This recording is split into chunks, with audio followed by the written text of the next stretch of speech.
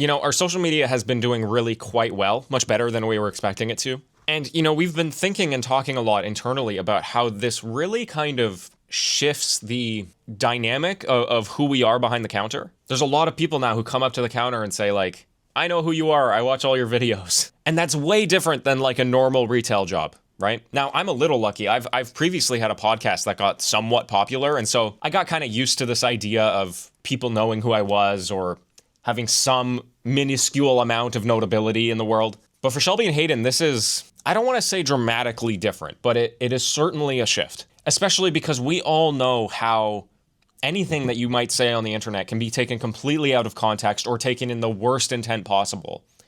And that is almost inevitable, right? There's pretty much nothing you can do to stop that. And so we have some action on ourselves to be more considerate, to be more mindful of the types of things that we're talking about and how other people might receive that information or receive those words. But at the same time, we also have to do some work in terms of mindset and kind of mental toughness, that it almost doesn't matter what we're going to say. Something will go wrong. Now, we've been very lucky. Like 99.9% of feedback has been nothing but positive. We get like totally excited when people come in and say that they're watching the videos because it means we're doing something right, and we love to hear that. And it gives us kind of a jumping off point to start a conversation, which is great. But this is just one of those things that you don't really think about before you start, right? And like, as an aside, it totally changes the job description. If we ever hire somebody again, like, it needs to be in the job description that's like, hey, you need to be comfortable on camera.